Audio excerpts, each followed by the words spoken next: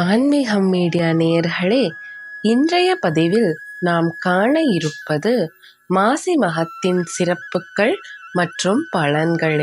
பங்குனி உத்திரம் தைப்பூசம் என்றால் முருகனுக்கு உரியது, சிவராத்திரி என்றால் சிவனுக்குரியது, நவராத்திரி என்றால் அம்மனுக்குரியது, ஏகாதசி பெருமாளுக்கு உகந்தது என்பதைப் போல மாசி மகம் எந்த தெய்வத்திற்குரியது என்ற கேள்வி எழுகிறது.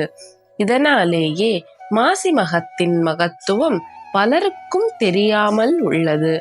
மாசி மகத்தன்று எந்த தெய்வத்தை எப்படி வழிபட வேண்டும், வழிபட்டால் என்ன பலன் கிடைக்கும் என்பதை இப்பதிவில் தெரிந்து கொள்ளலாம்.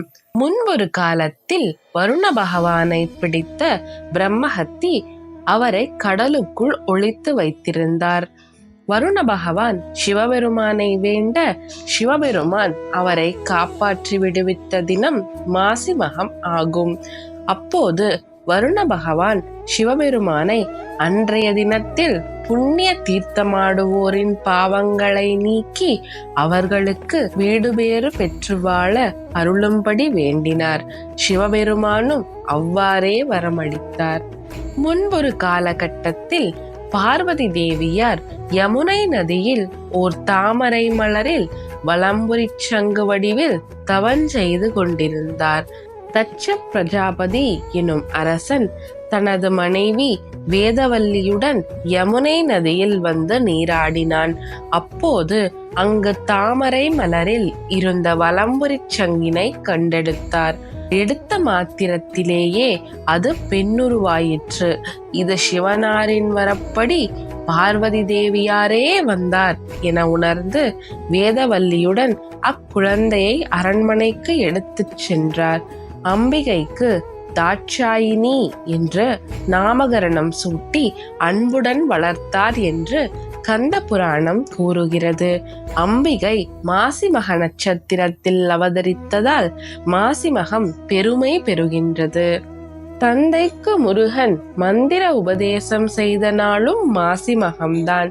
இதனால் முருகனை வழிபடுவதற்கும் சிறப்பான நாளாக மாசிமகம் அமைகிறது.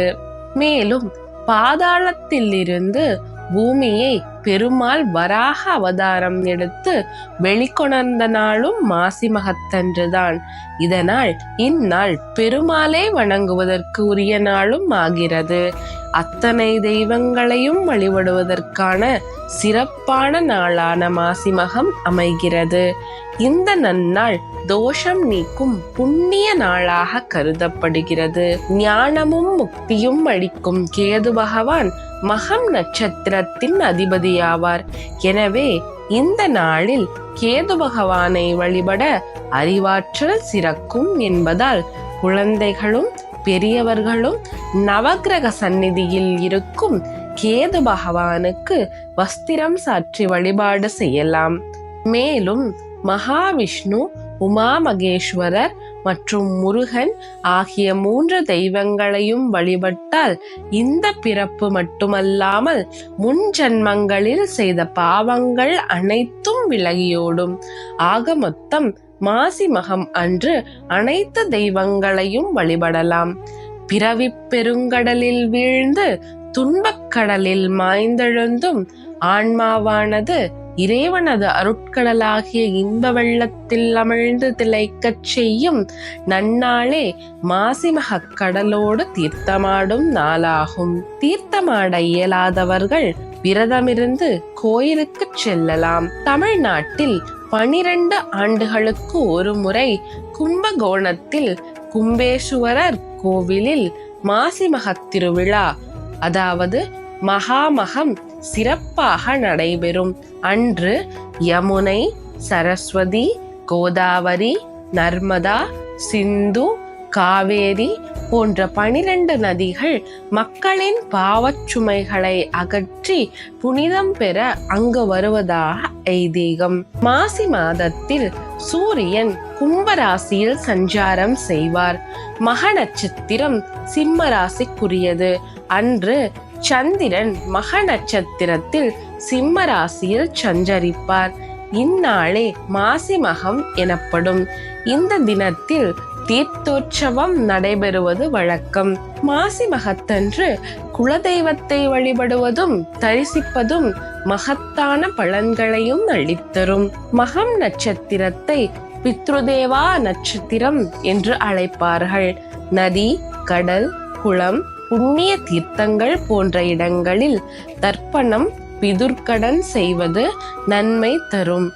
மாசி மகம் அன்று முறைப்படி விரதமிருந்து வாழ்வில் சகல சௌபாகியங்களையும் பெறுவோம். அப்படிப்பட்ட புண்ணிய திருநாளானது இந்த ஆண்டு மார்ச் 12ஆம் தேதி புதன்கிழமை மாசி மகம் அமைகிறது. அன்றைய தினம் அதிகாலை 3:53 மணி துவங்கி மார்ச் 13ஆம் தேதி காலை 5:09 வரை மகம் நட்சத்திரம் உள்ளது. அதேபோல் மார்ச் 12ஆம் தேதி காலை 10:50 மணி துவங்கி சதுர்த்தசி திதி உள்ளதால் சிவ வழிபாடு செய்வது மிக உகந்தது. சதுர்த்தசி சிவனுக்குரிய திதியாகும். இந்த திதியில் வழிபடுவர்களுக்கு சிவபெருமான் அருளும் பாவங்களில் இருந்து விடுதலையும் அளிப்பார். இவ்வளவு சிறப்பு வாய்ந்த நன்னாளான மாசி மகத்தன்று நாம் அனைவரும் புனித நீராடி வழிபாடு செய்து அனைத்து தெய்வங்களின் அருளாசியையும் பெறுவோமாக.